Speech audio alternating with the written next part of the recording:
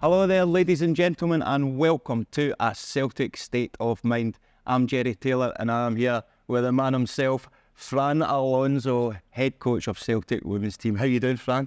Very good. Very happy with so far this season, and looking forward to Sunday, a massive game. So no complaints.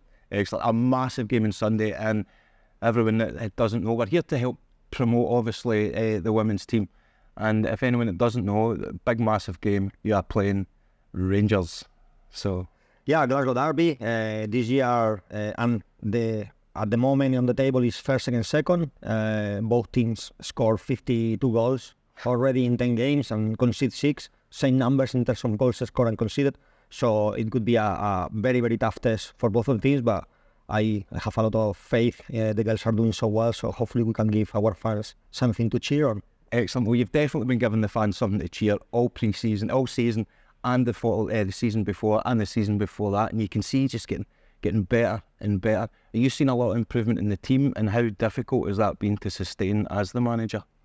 It's been challenging every single year. For 3 years in a row we've lost our top goal scorer every single season.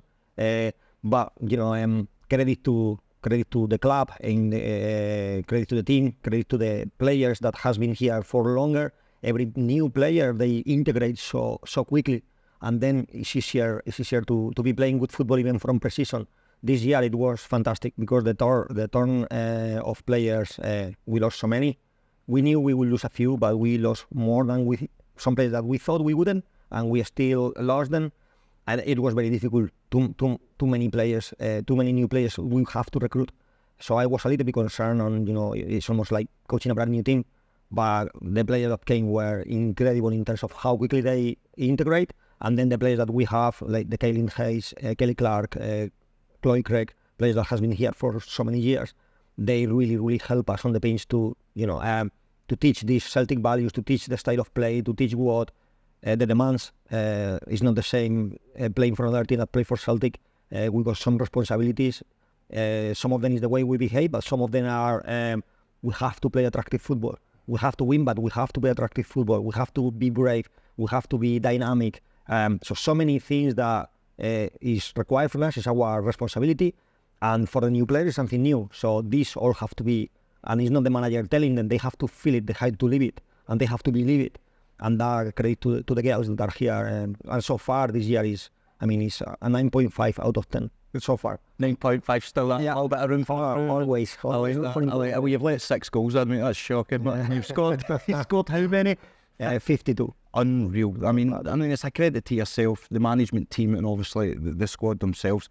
Do you do a lot of the scouting yourself? Do you take the responsibility of finding these players, or have you got a scouting system that you can put in place? Yeah, we don't have any scouting system. So it's basically the 3 coaches, myself, David Haley, and Michael, doing the recruitment. So we watch the games when we can, which is not very often. We some of us might go and watch live. Actually, David Haley, now in this international break, he's gonna do a trip. And we are one player we are trying to recruit. He's gonna actually see her live, but it's not often that we can do that just because of time and because of competition. It's very difficult. So it's mainly watching games in downloaded games from a platform, and then watch games after game after game. Thus we have a slightly different system of recruitment. We put a lot of emphasis in the psychological aspect. For example, I know that what the data can tell you, what the GPS can tell you, how fast is a player, how high is, but what the data cannot tell you is how that player react to miss a penalty, how that player react to lose possession, how that player react to a bad decision of the referee. So this is what tell me if the psychological aspect of that player can take the demands of playing for a team that you have to take risks at the back because you have to be so aggressive at pressing. Are you going to be scared? So these type of things are very important for our recruitment. And I think this year, fingers crossed, so far it's been very good. I've been impressed with the players that has come, and some of them are just like 18-year-old, like Paula Partido from Real Madrid, but still, despite how young she is, she's doing. She looks like a senior player that has been playing for many years. Fantastic. You never think of that as an armchair fan like me. you always think about that you're looking for a player on how many goals they've scored or if they kept a clean sheet. You never think of the actual mentality, the psychology. So you've got to look at a player, are they strong enough to handle this, as well as, and obviously their personality as well. So there's a lot more to scouting than what us normal people would actually think, man. Yeah, but when you lose players that has been flying the year before, just Tashlin, Jacinta, who has been, you know, some of the players of the season, you need to make sure whoever come to replace them, you need to make sure you get it right. Because if you replace a top player with a player that doesn't fit into the team, imagine you almost lost 2 players. Mm-hmm. So you need to get it right. That's why we put so much emphasis. Obviously, of course, we look at goals scored, assist, goal involvement. This is important as well. But this psychological aspect, if it's not right for us in terms of the way she reacts to it, doesn't matter if she scores so many goals. I know she will struggle to fit into our style of play. So that's why we have to watch so many games, so many conversations. Because sometimes I like a player, they don't like a player, then we have to kind of have an argument. Then at the end, we all agree that I was right, but to be fair, they are very good, and we are getting, because we do it ourselves, we are getting very good at it. The problem is we don't have summers, because the summer is when we recruit and we have to watch the games, but when later the team play like that, it's totally worth it. Yeah. I mean, I've been lucky enough to spend the morning with you and watch you training. And the passion, genuinely, you can feel it coming from you, mate. And it's a huge thing, and every Celtic fan will say that. You need that passion. And one of the reasons, and I'm a bit ashamed to admit this, but the reason that we want to do this is because I want everyone to be, what I'm doing here is to try and learn more about the women's game. And I'm embarrassed that I haven't showed that interest yet until recently. And do you know what sparked that interest? It was the passion with you talking about the team. And the way you screamed down that camera that time when we'd won. And I know that you probably get a lot of people like winding you up about that, but to me, that we need that in the women's game to get men like me to step forward and say, look, I've maybe not been as supportive as I could be, because there's a lot of guys out there that say they do support the women's team, but we can't name one player, we can't name a big moment in a game, and that's why I wanted to come here for you to educate me today, because your passion it is honestly, it's infectious, and I think the more men we've got like that in the women's game, that we're going to see it grow even faster. So tell us, how did it all come about for you? I want to know about Fran the man, okay? So as a boy, Fran the boy first, what was your first ever sport and football memory, whether it be going to a game or watching a player that made you go, this is the game for me? The first memory with football is, and this is my mum, is a memory that comes from my mum telling me that my sister used to sleep with a doll, and I used to sleep with a ball. I thought you were going to say with a famous player. No. So she slept with a doll, you slept with a ball. And I have a ball, and then obviously my mum complained, oh, you just been playing in the street, you cannot put this in bed, and she will take it away, and I will get up, take it back. And so I have a love for football since I was a little kid. I started playing football when I was 6 years old. My dad was my first coach. Yeah, and to be fair, I thought I was, at the time, I thought I did quite well, but I would never listen to my dad telling me that I was the man of the match or that I did so well. He always focused on what I could do better. Okay. This, at the time, I thought, now maybe stop, but I think that put in me this desire of being better all the time, try to be better. And this is something that I think in the team, you can see that every year, regardless of what happened, regardless of how many players, we all want to be better. I think right now, every player, if not 90% of the players, are playing the best football of their careers. As a result, we have so many players that for the first time they've been called by their national teams, which is incredible, made me so proud.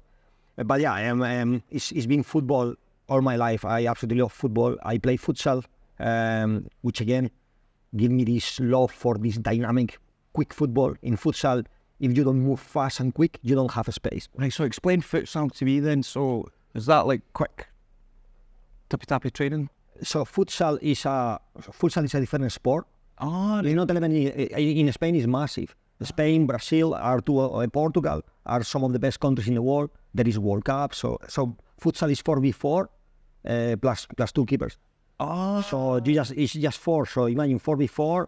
It's 1v1. It's 4 1v1s on the pitch. So if you want, it's a lot of strategy, a lot of rotations, but a lot of sharp movements and quick play, and the body shape have to be perfect to be able to create a space for yourself. And I think that gave, I absolutely love it. It's so quick. It's unlimited subs, because a player wouldn't be able to play all 40 minutes. Is that what you were doing in training this morning? When I was watching you, when you moved the nets really close together and it was really quick. Yeah, similar. Yeah, today was 5v5, and the side was slightly smaller. It was more focused on the finishing. We got players on the outside. Futsal is, it's a pitch of football, but much smaller. Right, okay. It would be probably around the box, the size of the box, maybe slightly bigger. Right. Okay, and then it's a 4v4 with 2 goalkeepers, and it's a normal football game. Just obviously constant transitions, but this in Spain is very popular. I think every player in Spain, when you are 6 years old, you don't play football. You start to play futsal. I play futsal in my school. I play futsal in a football team away from the school. Iniesta played futsal when he started to play football. It's something that we in Spain we do very, very often. And Spain's done all right at football, eh? So maybe, not so bad. Maybe Scotland should try some futsal, eh? SFA. Fantastic. You can, like I'm saying, you can see the passion which fits so well with Celtic. So you're a big football fan as a boy. How did you get into the coaching side of things? What was the transition? That's a quite incredible story. Obviously, my dream always was to be a professional football player. Yeah. Just my talent didn't match my ambition. I know that feeling, mate. I know you should have seen me Sunday. Yeah, unfortunately. So I decided to go a different path. I decided to go. I love as well. Nature. I love animals. I love plants. So I decided to go for landscape and gardening. Oh, really? Yeah. So, and then I got a job in the council in Alcorcón in Madrid. So I was working for the council, just in gardens, designing gardens, doing gardens. That was my job. But it was my job. It wasn't something I absolutely love. It wasn't my passion. It was just my job. So after doing it for a year, I say, this is not what I want to do for the rest of my life. And because I already knew that I wasn't good enough to be a professional football player, the next best thing is I want to be a coach. So then I made the decision I'm going to be a coach. I told my parents, which my dad didn't speak to me almost for a year and a half, because he thought I was destroying my life. Because a year and a half? Something like that. Wow. Yeah. So I told them I say, what's the best league in the world? It was the Premier League at the time. So I thought, okay, so I'm going to England. I could go to Germany because I spoke German at the time, but I thought, nah, I'm going to England. That's the best. That's Ronaldo was playing here, etc. So that was it was the best league. And I said, oh, I'm gonna go and I'm gonna try to get there. The problem is I couldn't speak any word of English. So I told my parents, took a flight. I googled best weather in England, which was my main concern, and it said Bournemouth. So I took a flight to Bournemouth. Seriously? So you followed the weather? I followed the weather. Yeah. So I was in Bournemouth, and obviously I couldn't speak a word of English. I remember going to a temporary job agency, and I went there and I said, I want work. That's how I was, instead of I'm looking for a job, because I just took it straight from dictionary. I didn't speak a single word, nothing, zero. Even when I wanted to say yes, I would say yeah, naturally. I was talking the German, so I was so bad. I was lucky. A week later, I got a job as housekeeper in a sports center. So I was cleaning for a couple of years. But then, when I was doing intensive English lessons every day. As soon as I started to speak a little bit English, I started to volunteer as a coach in every single youth team I could. I wouldn't coach. I just pick balls, but I listen. Then I volunteer as a referee. Don't advise you to do that. Did you say, I want referees? Is that how you get that job? Yeah, do you know why? Because I could listen to the coaches giving instructions to the kids. It was youth football, Sunday league. But so that, obviously, I got abuse as well. I learned the abuse as well. My experience might be a referee. Yeah. But it was very, very helpful. I will learn things like a square ball. I was Googling what is a square ball, and if you Google what is a square ball, you cannot find the answer. So this football vocabulary, you only learn it if you are there. So on this type of, so I was learning. And then because I was cleaning in a sports center, I asked my manager, I've been here, now I got my level 1 and my level 2 coaching qualifications. Can I coach? Because I was in £5 an hour, was the minimum wage as a cleaner, and the coaches were getting £10 an hour. And I said, can I coach? And he said, no, the kids will struggle to understand your accent. So what I did is I set up my own football academy. I booked myself with a English friend who I was coaching a youth team together. We booked the pitches ourselves, and then we start to coach kids. At the beginning, we got 3-4 kids losing money every week, but we end up in 3 months later. We end up in 2 different sports centers with over 200 kids. Incredible! Wow, mate, it was so good. Yeah, what a story that's, Fran. I had no idea about that. Somebody needs to write about your story.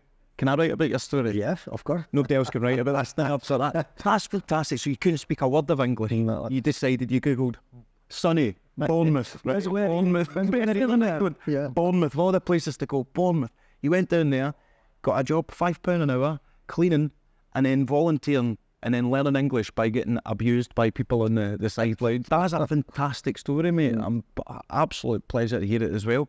So that's how you get into the coaching side of things. So, what got you spotted? What would you say was your first big break into the coaching side of things? So from, obviously because I start to create a name for myself purely based on what you say before, purely based on passion. Obviously my tactical knowledge, I just started and I just got the level 2, but my passion was, the kids absolutely loved that. They couldn't wait for the next week to come. Just because for me, I just give my 100%. Yeah. And that's what they love, not really what they were learning, although I try always my best to improve myself, to try to develop them.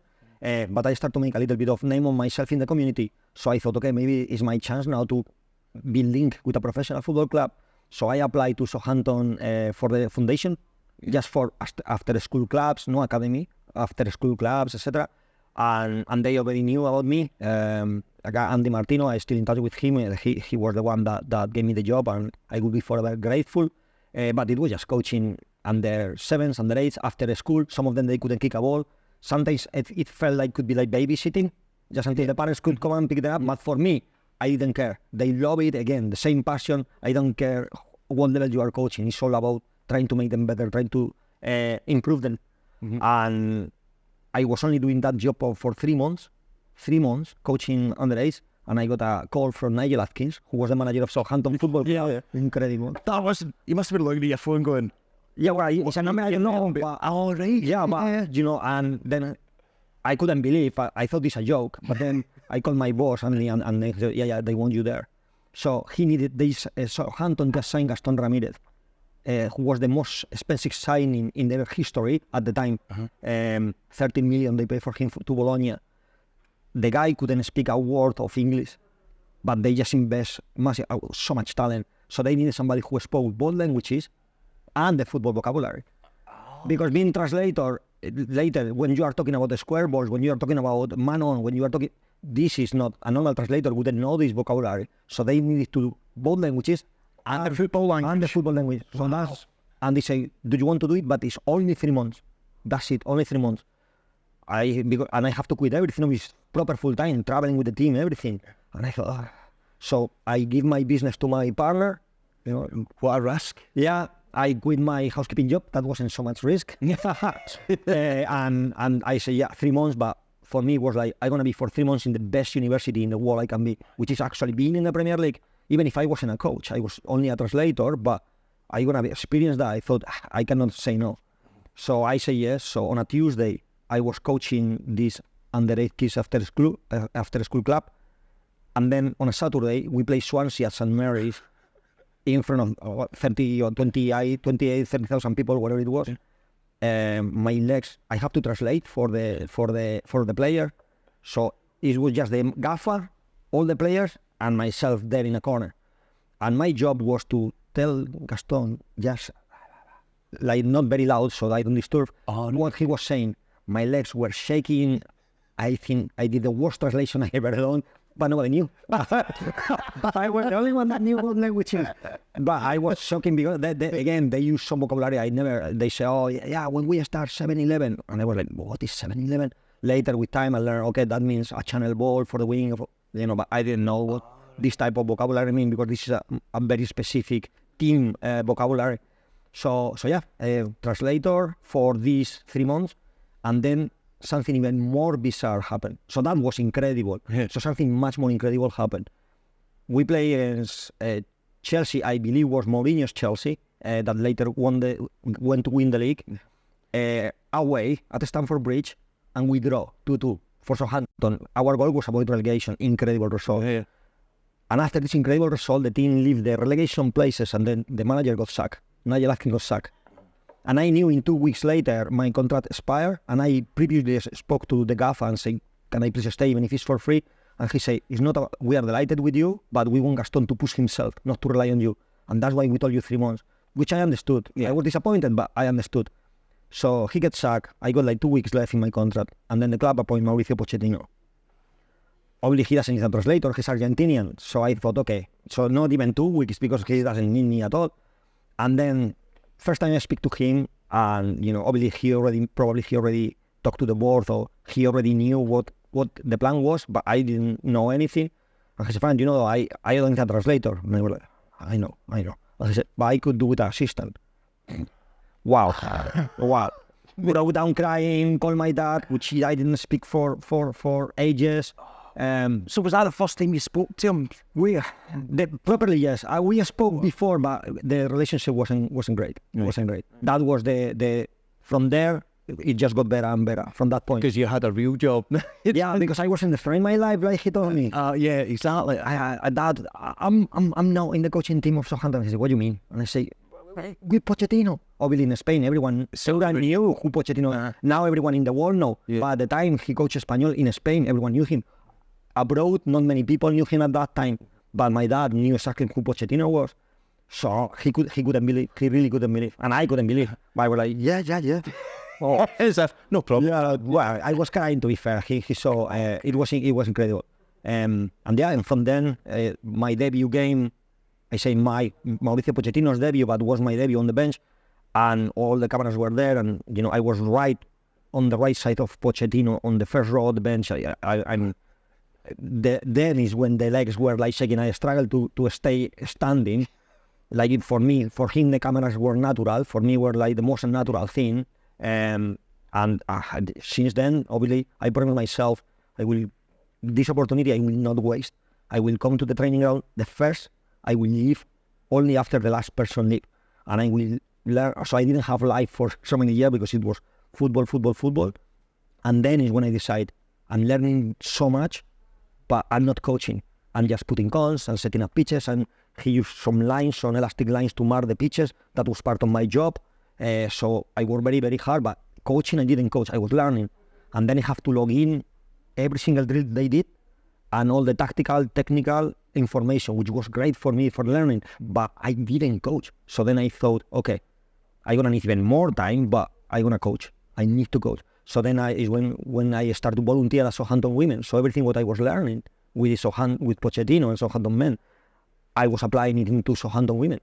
So it was, and then because they lack resources, etc., I convinced some male players, which obviously they were in very good salaries in the Premier League, to finance, to help the girls by paying training facilities, by paying kids, incredible. So obviously that make a massive difference in the life of so many people in the community, which for me, I was the story, even now I'm selling it, I can feel it. I can feel right now how I felt. I'm getting that from you. Like the passion, like it's genuine. Like so, for Southampton's women team. So while you're working at Southampton, you've pretty much become the director of football for the women's team at the same time. Yeah, and then translating everything you're learning over to them, putting your own money with other players into that team to get it up to where it needed to be. And where are they sitting now? Southampton. So it was some at the time there wasn't officially any club. They were, but they weren't linked with the club. Right. So the club didn't have a women's section at the time.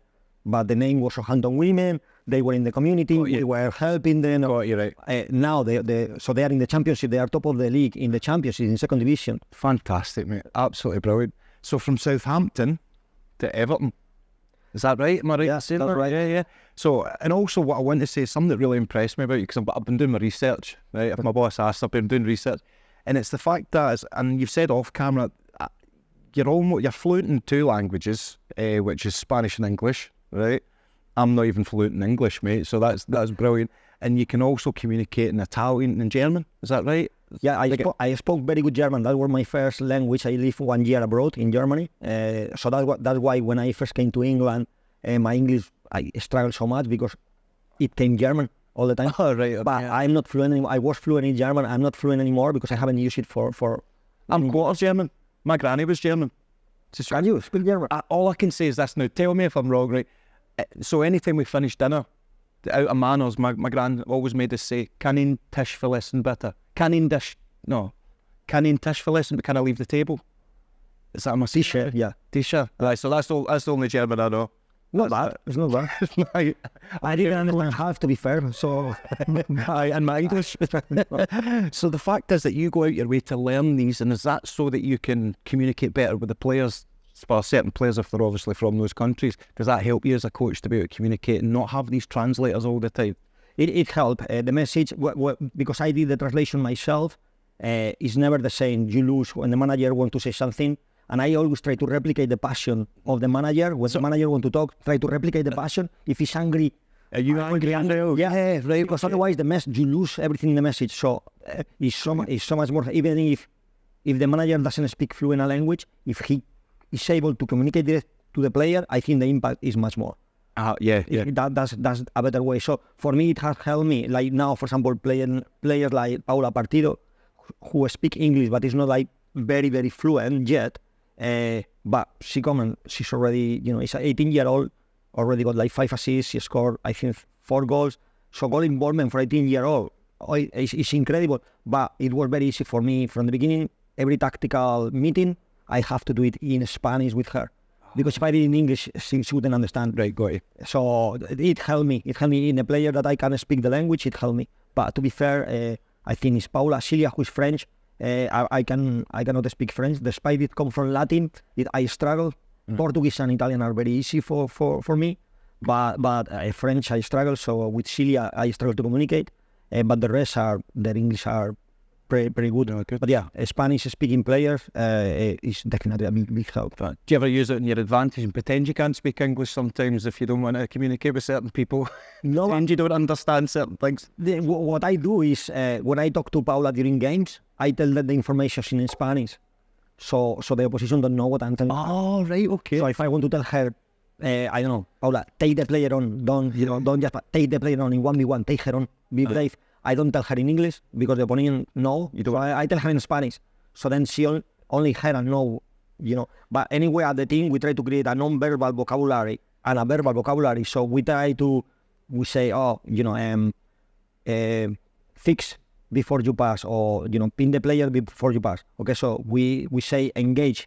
When we say engage, that means they need to dribble, and as soon as the player engages, then is when you pass. So we got vocabulary that not necessarily mean anything. It only means something for us. For us, I think it's something that we supposed to be that we know and the opponent don't know, to give us an advantage. So we try to talk like that.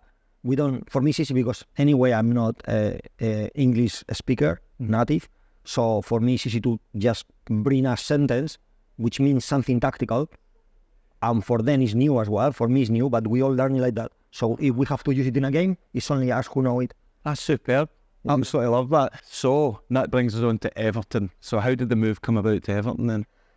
So I initially Mauricio said, when the talks with Tottenham started, initially he said he would consider taking me, but the club was first.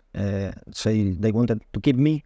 So I asked who the next manager is going to be for me to make a decision. And then they told me that they were going to bring Ronald Koeman.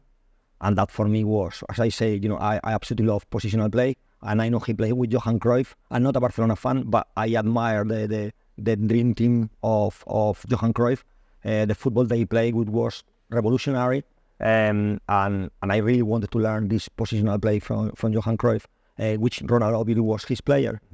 So I decided to stay just because I thought I was working 2 years with Mauricio, and I learned so much from him. But to be able to work with another world-class manager who already won the Champions League, scoring the winning goal, who already won the European championship with Holland. I mean, his experience as a player, and I thought that's a great opportunity for me to keep learning. So I decided to stay at Southampton, and then with Koeman, it was incredible, really. Another incredible learning opportunity. The club initially supposed to be, middle of the table, avoid comfortably relegation. We actually got into Europa League, qualified for Europa League. I remember. Incredible. Again, similar to what we are experiencing here, and that's why I think I'm able to to efficiently recruit after losing our best players. That's exactly what we experienced at Southampton. If you think in my time there, we lost Adam Lallana, Morgan Schneiderlin, Virgil van Dijk, Luke Shaw. So I mean, you name it. So we lost top players. Most of the year we lost our top performer or our player of the season, and then we were able to bring players that nobody knew here, like Graziano Pelle, Dusan Tadic, Sadio Mane, and then they became, and then we lose them as well. But so it's constant transition of players. But while we did that, the team stay in this great position. So only 2 incredible years with Ronald Koeman at Southampton, and then the second year obviously the Everton, which a new owner. They really wanted to push Everton because they finished 12th for the previous 2 seasons, which wasn't great for Everton. They wanted to try to get in Europe, and they just really pushed to bring Ronald. So he put me an offer, and I initially rejected the first offer with Ronald. Rejected him? I rejected Everton, and so hold on, you've gone from cleaning, not speaking English, to turning down, to turning down them. Yeah, that's brilliant. That's brilliant. And the excuse I put, I just bought a house. I just bought a house in Southampton. Before I knew that there is any interest of Everton, I didn't even know Ronald was going to leave. So I bought a house there. So I was living in my house for 2 months when this happened. So I was quite excited about the house. So that was one of the reasons. But the main reason was we just won the league with Southampton Women after avoiding relegation the year before. And I absolutely loved that group, and we were doing something magical, and I really didn't want to leave them. Obviously the salary was, they doubled the salary that I was at Southampton, so salary wasn't an issue. It was actually quite, a very good offer. But I say, look, I just bought the house, and also, with the ladies team, and that for me is very important because I can put into practice. 1 week later, he came back with an improved offer financially. And they said, and I get you involved with the Everton ladies as well. So then I didn't have excuse. So the next day I was there. They clearly wanted you very, very badly. He did want me, to be fair. And I will be forever grateful to him. Again, Mauricio changed my life. Nigel Atkins changed my life, and Ronald Koeman changed my life. He's incredible. Three people to work with, and then to bring all that. How lucky are we for you to bring that here to the Celtic Women's Club, which brings us over to that then. So you've done all that work with Everton. Is there anything else you want to tell us about your experience with Everton? I mean, what was it like to Ronald Koeman? I mean, what was the difference between him and Pochettino's management style? Were they similar or? No, very, and that for me is great, and that's why I wanted this. Is very, so Mauricio Pochettino was pretty much, he was coached by Bielsa as a young player, so it was a lot of Bielsa style. Quite tough sessions, very, very hard physically. Very, very hard mentally, long sessions. The pressing was outstanding, very physical, but very aggressive pressing. I learned so much. So we got so many triggers of pressing now that I learned from him. And with Koeman, is the way the team play, positional play, playing through the thirds, not direct football. It was brilliant. And in terms of management as well, very different characters. Pochettino. Always making jokes, or very, very close to the players, very on one-on-one with the players, and I know that because I have to translate several times for him in a one-on-one meeting. So again, I know what these one-on-one meetings were because I have to translate for both. Very, very good, very clever. Know how to get the best from the player. Quite honest, but at times. Not saying things that he's not going to get the best from the player, if that makes sense. While Koeman, which again is another aspect that I like, he was brutally honest. Like 100% honest with every single player. Regardless, so we had Wayne Rooney, Theo Walcott, and he will be brutally honest. Or Sadio Mane, or Virgil van Dijk, even players that some of the best players in Europe, and he would be straight, honest, for the good things and for the bad things. So that's something as well, I think, that's not for everyone, that's not for every player. I think my own personal opinion as a manager is every single player you have to manage that player different. Different from any other. You might react very good to aggression. Like women footballers don't react good to aggression normally, generally. Okay. but male footballers, most of them react good to aggression. So if they are playing a possession and the team that is getting beat in the women game says, that's embarrassing, just to be polite, they are not going to take it well. They are not going to react like, we want to be better. But if you say that, in my experience, with a positivity build. Yeah, more feedback. Yeah, but in the men, you can actually do that, and they will get angry, and they will try to get better. They react well to this. So totally different management. But in terms, even if it's the women game, in a team you got 23, 24 different characters, and everyone you need to find that. For me, the secret of management is how you can get the best from each player, and the approach has to be totally different. Yeah. We actually are quite good. Some players I don't even manage them at all. I get David to manage, because his style is more appropriate for that person. Others, I just do it because I know how to do it, and so it's just to try to find what get the best. And this is something I learned from those two guys, which for me are two of the best coaches in the world, and that's why they got the experiences in coaching. PSG, Barcelona, now Mauricio, Chelsea, the Spurs. They've been coaching some of the best teams in the world. And I love that. I love that you're saying, like, I think a lot of people, when we watch football, we forget footballers are human beings. They're humans, and every human is different, and they react different to different types of coaching. Like for me, if you were coaching me and shouted at me, I'd just cry. I'd be rubbish. I wouldn't be. I'd need you to go, come on, Jerry, you're the best goalkeeper, on you go, and then I'll play well. So I get that. So, but people don't ever think about how you've got to be. You're not just managing tactics. You're not just managing the coaching side. It's the person themselves as well. And if you've learned that from some of the greats as well, you can see that you've got that in you though as a person. Watching you on the training ground with them, they've got this. Obviously, they've got the respect for you as the manager, but you've had them all laughing today, and you can see that they're really good up for the game, and you've got a great management style when it comes to the person, and it's a big thing. And I think Brendan's all obviously the same as well for the men's team. We're here to talk about the women's team, so we'll not talk too much about Brendan.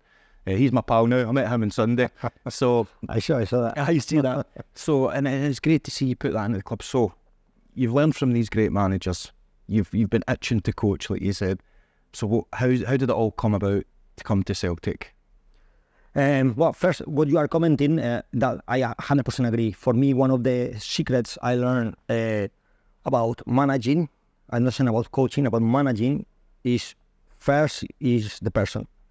And this is, for me, is key. The person is first, and that's why, I don't mind to be the clown. Many times they are making jokes about my touch, which totally unjustified. Of course, mate. They've been picking on you. I've seen that. No, I don't mind to be the clown. I don't mind. The person is first, and the footballer always comes second. I think when you can get the best from the person, I think develop the footballer is so much easier. I think if you don't get the best from the person, then I think you have little chance of developing the footballer. And again, that's something I learned from so many years sharing with these guys that they already knew that I didn't know that. Yeah, and that's something I have to copy if you want from them. And then about coming to Celtic, actually from Everton, I have after 2 incredible years again, from finishing 12, we qualified for Europa League straight away in our first year with Koeman there. So it was a fantastic year. The next year, after a tough start, Ronald got sacked. So again, the club offered me a compensation to leave.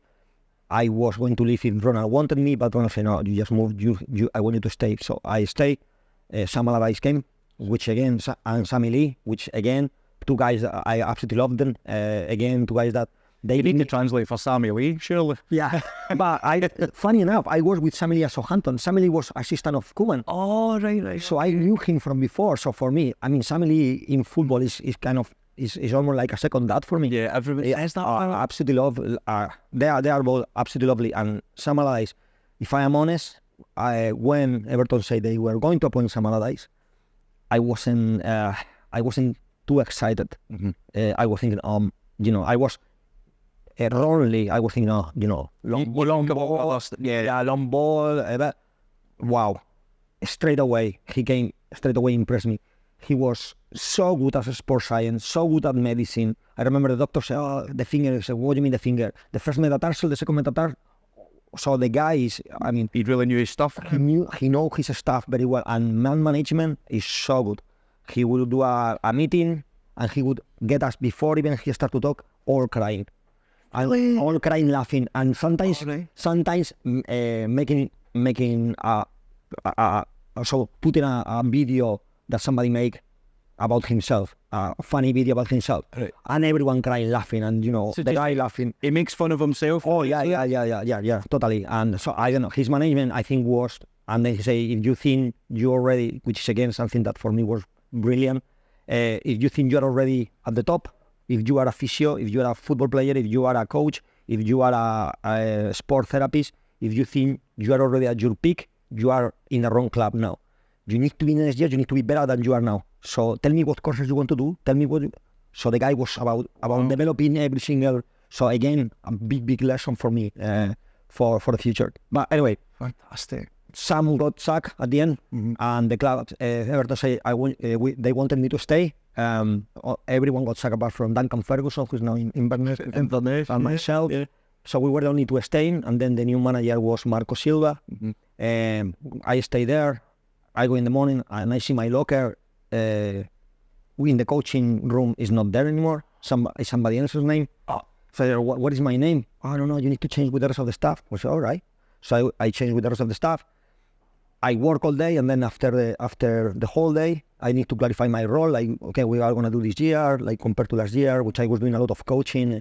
And then the guy said, look, I'm bringing two guys to your job, so you have to go. And I got changing your locker round, telling you. They make you work all day before they tell you at the end. Yeah. Oh, nightmare. Yeah, so let's say Marco is not my favorite manager. Well, I want to thank Marco, because if it wasn't for him, we wouldn't have you. So, but no, it's obviously one experience bring you to the other one, and I don't regret anything in my life. I'm absolutely delighted of how everything has worked out. From Everton, I coached for a few months University of Liverpool, that they were chasing me for a while, and then I have the opportunity because I have the time. So I was coaching the men team, the University of Liverpool first team, and then the Lewis FC opportunity came on, which is second division in the women game in England. The only reason I went there is because I love the ethos of the club. I love what they were trying to do. They were the first and only club in the world that trained men and women equally. I've seen that. I was reading that, yeah. So I wanted to be part of it, and because I didn't have at that time any other options, I thought that's a perfect club for me. Like, I really want to be part of that. And then I went there, and we have a fantastic time. The problem is the goal was kind of avoid relegation. The budget it's a part-time team. We only train 3 times. The budget was very limited compared to Manchester United was in our league. So imagine, like, they got ridiculous budget compared to us. They train every day. They got, it was so difficult to compete in that league. And then when the Celtic opportunity came, I have doubts at the beginning just because Celtic was a part-time team, the same that I was. Right, okay. But then they say, no. So we want to bring you because we want to make the team full-time, and then we want you to, to help us to go to this professionalism. Yeah. And then the project and the club, I was already working as a Southampton with Van Dijk, with Arthur Boruc, with Fraser Forster, Victor Wanyama. Arthur Boruc, my favourite ever player. Well, so all these guys, they still love the club. All of them. Really? They all love the club. Who was the first point of contact from Celtic Football Club to FRAN ALONSO? So it was actually through my agent at the time. So my agent was the agent of the previous manager here. So we had the same agent. Right, okay. So then he was negotiating the compensation over for the manager to go, and then at the same time, he just told the board about me, and then the club contacted me. They brought me here to do a session with the under 18s. Right. With Darren O'Dea was the and Greg Robertson were the managers of the 18s. And I think they were very impressed, again, for not necessarily for the tactical knowledge or anything like that, but before I did the session, I asked Darren, who was so helpful. I asked for every single player, name, surname, position, weakness and strength. So when I went in the morning, players that never saw me before, I said each other's hand, I knew their names, I knew their positions. I was saying, Adam, you play this, and they were like, wow, how attention to detail. But also, later the session went incredibly well. Why? Because all the players wanted to play for me. Because, obviously, even if I didn't know them, for me, the worry is you go there, you don't know anyone, they might not, they might not work hard, they might not do the counter pressing you want, etc. So I think it went so well. And then I got great feedback from the guys that were doing director of the academy and my bosses, now my bosses. And yeah, later it was pretty quick the rest, because once I came here, I saw the stadium and everything what I knew before from these players, professional players. Victor Wanyama is still in touch, and that was actually the first person who congratulated me when I took the job. Victor, yeah. Victor, he actually did publicly, I think it was Instagram, and he was the first person to congratulate me. But everyone, even now when we win games, everyone congratulate, and they keep following Celtic, which for me was incredible, because obviously I work with so many players, and we brought so many players that just left other clubs, and I never experienced players talking about their former clubs, like player that has been at Celtic talk about Celtic. Honestly, like not any other club. And then when I came here, obviously now I know why. Well, I was going to ask you that. Now I know why. Yeah. So when you heard them talk so passionately about Celtic Football Club, was there a bit in your head that was going, okay, all right? Yeah. So now you're here, you feel that and more? Yeah, I was thinking like, okay, but still, it's Scotland, like, it's not like the Premier League. Like, what you're so excited about, and I understand that it could be amazing. Obviously, I didn't understand. It was something I never even been in Scotland before, so I didn't understand. But it took me one day here to understand.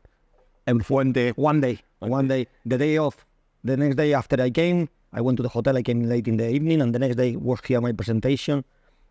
Straight away, the magnitude of, interaction with the fans. And that's with the women team, which at the time we just became professional. So the exposure was very, very minimal. So I was thinking, if that's with the women team, how is it going to be with the men? And then, of course, it's mental. Of course, it's crazy. But I absolutely love it. It really much. I'm a passionate man. What I care, why I am a manager, is nothing to do with the financial reward. It's all about trying to make an impact, trying to change life, trying to improve, trying to develop people, to improve their lives, to improve the life of the players, to improve the happiness of the fans. I remember a quote of Bielsa.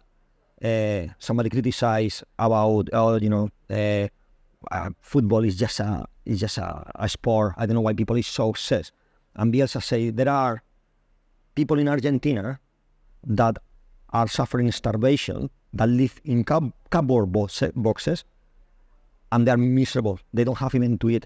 And the only happiness they got is when their team win on the weekend, and it might last 1 hour, but that's an hour of happiness that they wouldn't have if this. So that's how important football is. Wow. So this is something that for me is like, wow. Wow. And that, do you know, that's a lovely way to almost finish, because we're right in front of the Jockstein Lounge sign here, and that was a big ethos for Jockstein as well. They would talk to the players about these fans could have the worst week of their life. They've been working hard, go and give them out. And that's what you have brought that attitude into Celtic as well. And I think I speak for anyone else watching this. FRAN Alonso and Celtic, they just go together with your passion, mate. So a big, massive game, a huge game on Sunday. It's Celtic Women's against Rangers. What's your prediction?